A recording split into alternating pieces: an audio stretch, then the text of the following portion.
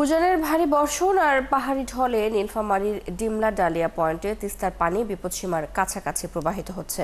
বুধবার পানি বিপদসীমার ৮ সেন্টিমিটার নিচ দিয়ে প্রবাহিত হয়। ওই পয়েন্টে ব্যারেজের বিপদসীমা ৫২.১৫ সেন্টিমিটার। পরিস্থিতি স্বাভাবিক রাখতে তিস্তা ব্যারেজের স্লুইস গেট খুলে দিয়েছে পানি উন্নয়ন বোর্ড। তারা বলছেন, রাত থেকে পানি কমতে শুরু করে। এখনো পর্যন্ত পরিস্থিতি স্থিতিশীল আছে, তবে চোখ রাখতে হচ্ছে উজানের পরিস্থিতির দিকে। এখানে বর্তমানে কোনো প্রকার কোনো ক্ষয়ক্ষতি নাই। আমরা গতকাল রাত পানি বৃদ্ধি হওয়ার সাথে সাথে আমরা নিজেরা মনিটরিং করেছি সারা রাত।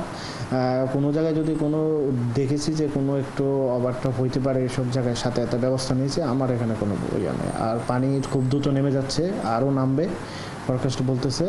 আমার মতে এটা নিয়ে আর তো চিন্তা করার কোনো কারণ। তিস্তার পানি বৃদ্ধির আরো খবর জানাতে নীলফামারী থেকে আমাদের সাথে যুক্ত আছেন সহকর্মী বিজয় চক্রবর্তী কাজল। কথা বলবো তার সাথে। কাজল, আমরা যেমনটি দর্শকদের জানাচ্ছিলাম যে তিস্তার পানি বিপদ সীমার কাছাকাছি প্রবাহিত হচ্ছে, এখন সেখানে কি পরিস্থিতি দেখছেন? পানি বৃদ্ধি হয়েছে কিনা, এবং একই সাথে জানাবেন যে কি ধরনের পূর্ব প্রস্তুতি সেখানে রয়েছে।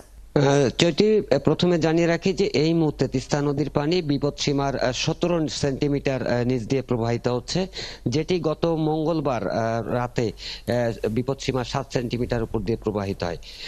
তার আগে মঙ্গলবার সারাটা দিন সকাল থেকে আপনার দুপুর পর্যন্ত, যেটি বিকাল ৩টা পর্যন্ত আপনার তিস্তা নদীর পানি ২২ সেন্টিমিটার নিচ দিয়ে প্রবাহিত হচ্ছিল। পরবর্তীতে সেটি ভারতের থেকে নেমে আসা উজানের ঢলে তিস্তা নদীর পানি, যেটি রাত 10টা নাগাদ সেটি আপনার বিপদসীমা অতিক্রম করে।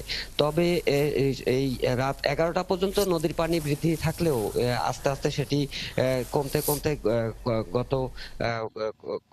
গতকালকে সারাটা দিন আপনার সকাল 9টা পর্যন্ত নদীর পানি বিপদসীমার ৮ সেন্টিমিটার দিয়ে প্রবাহিত হয়। পরবর্তীতে এটি আরো পর্যায়ক্রমে কমে সেটি বিকাল ৩টা থেকে সন্ধ্যা 6টা পর্যন্ত বিপদসীমা বরাবরে প্রবাহিত হয়। তবে গতকালকে সকাল রাতের পর থেকে নদীর পানি কমতে কমতে যেটি এখন বর্তমানে ১৭ সেন্টিমিটার নিচ দিয়ে প্রবাহিত হচ্ছে।